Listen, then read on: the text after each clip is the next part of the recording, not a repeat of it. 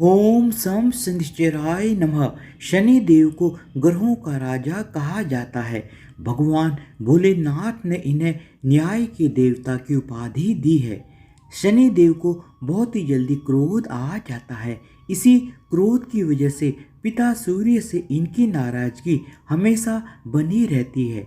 इनके क्रोध से सभी बचने की कोशिश करते हैं, वरना व्यक्ति पर मुसीबतों का पहाड़ टूट पड़ता है।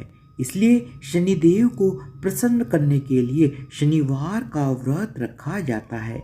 व्यक्ति शनि दोष से बचने और उन्हें शांत रखने के लिए अनेक उपाय करता है। शनि कृपा से व्यक्ति को सुख और वैभव की प्राप्ति होती है। जो लोग शनिवार का व्रत करते हैं उनको पूजा के समय शनिवार व्रत कथा को अवश्य सुनना या पढ़ना चाहिए।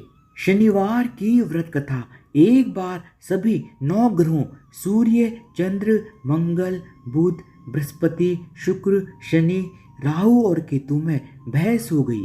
कौन सबसे बड़ा है? आपस में लड़ने के बाद सभी देवराज इंद्र के पास पहुंच गए। इंद्र असमंजस की स्थिति में कोई भी निर्णय नहीं दे पाए, परंतु उन्होंने सभी ग्रहों को सुझाव दिया कि पृथ्वी पर राजा विक्रमादित्य ही इसका फैसला कर सकते हैं, क्योंकि राजा विक्रमादित्य बहुत ही ज़्यादा न्यायप्रिय राजा हैं। सभी ग्रह पृथ्वी पर राजा विक्रमादित्य के पास गए और अपने आने का कारण बताया। राजा विक्रमादित्य उनकी समस्या को सुनकर बहुत ही ज़्यादा परेशान हो गए। उनका चिंतित होना लाजमी था, क्योंकि जिसको भी किसी से छोटा बताया तो वही गुस्सा कर जाएगा। राजा विक्रमादित्य के काफ़ी सोच विचार के बाद उन्हें एक उपाय सूझा। उन्होंने स्वर्ण, रजत, कांस्य, पीतल, सीसा, रांगा, जस्ता, अभ्रक और लौह से 9 सिंहासन का निर्माण करवाया और उन्हें उपयुक्त क्रम में रख दिया गया। सबसे निवेदन किया गया कि क्रमानुसार सिंहासन पर आसन ग्रहण करें। शर्त यह रखी गई कि जो सबसे अंतिम में सिंहासन पर आसन ग्रहण करेगा वही सबसे छोटा माना जाएगा, जिसकी वजह से शनिदेव सबसे बाद में आसन प्राप्त कर सके और सबसे छोटे कहलाए। क्रोध के आवेश में आकर शनिदेव ने सोचा कि राजा विक्रमादित्य ने यह सब कुछ जानबूझकर किया है। कुपित होकर शनिदेव ने राजा विक्रमादित्य से कहा, हे राजा, तू मुझे नहीं जानता। सूर्य एक राशि में 1 महीना, चंद्रमा 2.25 महीने 2 दिन, मंगल 1.5 महीना, बृहस्पति 13 महीने, बुध और शुक्र 1-1 महीने विचरण करते हैं, लेकिन मैं 2.5 से 7.5 साल तक रहता हूँ। मैंने बड़े बड़े का विनाश किया है। श्री राम की 7.5 आने पर उन्हें जंगल जंगल भटकना पड़ा और रावण की 7.5 आने पर लंका को बंदरों की सेना से परास्त होना पड़ा। क्रोधित शनिदेव ने राजा विक्रमादित्य से कहा कि अब आपको सावधान रहने की जरूरत है। इतना कहकर शनिदेव कुपित अवस्था में वहां से चले गए। समय गुजरता गया और कालचक्र का पहिया घूमते हुए राजा विक्रमादित्य की 7.5 आ ही गई। तब शनिदेव घोड़ों का सौदागर बनकर राजा विक्रमादित्य के राज्य में आए। उनके साथ अच्छे नस्ल के बहुत सारे घोड़े थे। जब राजा विक्रमादित्य को सौदागर के घोड़ों का पता चला तो उन्होंने अश्वपाल को अच्छे घोड़े खरीदने के लिए भेजा। अश्वपाल ने कई अच्छे घोड़े खरीदे। इसके अलावा सौदागर ने उपहार स्वरूप एक सर्वोत्तम नस्ल के घोड़े को राजा विक्रमादित्य की सवारी हेतु दिया। राजा विक्रमादित्य जैसे ही उस घोड़े पर बैठे वह सरपट वन की ओर भागने लगा। जंगल के अंदर पहुंचकर वह घोड़ा गायब हो गया। भूख प्यास की स्थिति में राजा विक्रमादित्य जंगल में भटकते रहे। अचानक उन्हें एक ग्वाला दिखाई दिया, जिसने राजा विक्रमादित्य की प्यास बुझाई। राजा ने प्रसन्न होकर उसे अपनी अंगूठी दी और राजा नगर की तरफ चल दिए। वहां एक सेठ की दुकान पर पहुंचकर राजा विक्रमादित्य ने जल पिया और अपना नाम वीका बताया। भाग्यवश उस दिन सेठ की बहुत ही ज्यादा आमदनी हुई थी। सेठ खुश होकर वीका को अपने साथ अपने घर ले गया। सेठ के घर में खूंटी पर एक हार टंगा हुआ था, जिसको खूंटी निगल रही थी। कुछ ही देर में हार पूरी तरह से गायब हो गया। सेठ किसी काम से घर से बाहर चला गया था। जब सेठ वापस आया तो हार गायब था। सेठ को लगा कि विका ने ही उसे चुराया है। सेठ ने विका को कोतवाल से पकड़वा दिया और दंड स्वरूप राजा ने विका को चोर समझकर उसके हाथ पैर कटवा दिए। अपंग अवस्था में उसे नगर के बाहर फेंक दिया गया। तभी वहां से एक तेली निकल रहा था जिसको विका पर दया आ गई। उसने विका को अपनी गाड़ी में बैठा लिया। विका अपनी जीभ से बैलों को हाँकने लगा।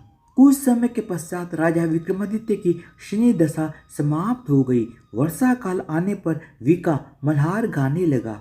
एक नगर की राजकुमारी मनभावनी ने मल्हार सुनकर मन ही मन प्रण कर लिया कि जो भी इस राग को गा रहा है वो उसी के साथ विवाह करेगी। उन्होंने दासियों को खोजने के लिए भेजा, परंतु वापस आकर उन सभी ने बताया कि वह एक अपंग आदमी है। राजकुमारी मनभावनी यह जानकर भी नहीं मानी और अगले दिन ही वह अनशन पर बैठ गई। जब लाख समझाने पर भी राजकुमारी मनभावनी नहीं मानी, तब राजा ने उस तेली को बुलावा भेजा और विका से विवाह की तैयारी करने के लिए कहा गया। विका से राजकुमारी मनभावनी का विवाह हो गया। एक दिन विका के सपने में शनिदेव ने आकर कहा कि देखा राजन, तुमने मुझे छोटा बताकर कितना दुख झेला है। राजा ने अक्षमा मांगते हुए हाथ जोड़कर कहा कि हे शनिदेव, जैसा दुख मुझे दिया है किसी और को ऐसा दुख कभी मत देना। शनिदेव इस विनती को मान गए और कहा कि मेरे व्रत और कथा से तुम्हारे सारे कष्ट दूर हो जाएंगे। जो भी नित्य मेरा ध्यान करेगा और चींटियों को आटा डालेगा उसकी सारी मनोकामना पूर्ण हो जाएगी। शनिदेव की कृपा से राजा विक्रमादित्य के हाथ पैर भी वापस आ गए।